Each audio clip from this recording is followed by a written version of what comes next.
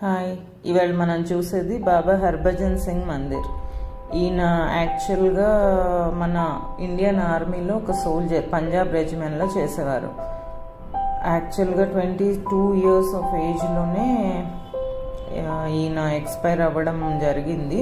చాలా స్టోరీస్ విన్నాం. ఇప్పటికీ ఈయన కనిపిస్తారు అక్కడ బార్డర్స్లో, మన ఇండియన్ బార్డర్ని ప్రొటెక్ట్ చేస్తూ అని.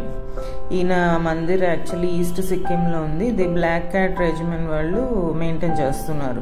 ఇప్పటికీ ఆయనని ఒక దేవుడిలాగా కొలుస్తారు మన ఇండియన్ ఆర్మీ సోల్జర్స్.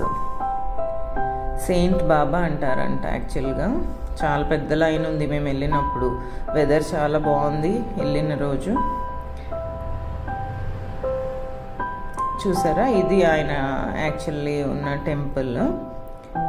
ఇది ఆయన స్టోరీ ఇచ్చారు. ఇక్కడ యాక్చువల్గా చాలామంది హెల్త్ బాగాలేని వాళ్ళు వాటర్ బాటిల్ ఒకటి ఆయన దగ్గర పెట్టి ఇంటికి తీసుకుని వెళ్ళి అది తీసుకుంటారంట ఆ వాటర్. అండ్ సమ్ పీపుల్ అంటే health problems, foot leg problems ఉన్న వాళ్ళేమో చెప్పులు అవి అక్కడ కొని ఆయనకి చూపెట్టి అర్పించి అవి వాడుకుంటారంట. సో అలా హెల్త్ ప్రాబ్లమ్స్ తగ్గుతాయి అని ఒక నమ్మకం అన్నమాట అక్కడ.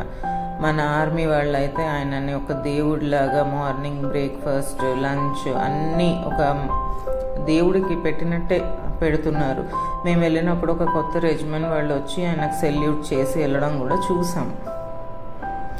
లోపల కూడా చాలా ఫోటోగ్రాఫ్స్ అయ్యి ఉన్నాయి ఆయన ఉన్నప్పుడు ఈ టైంలో.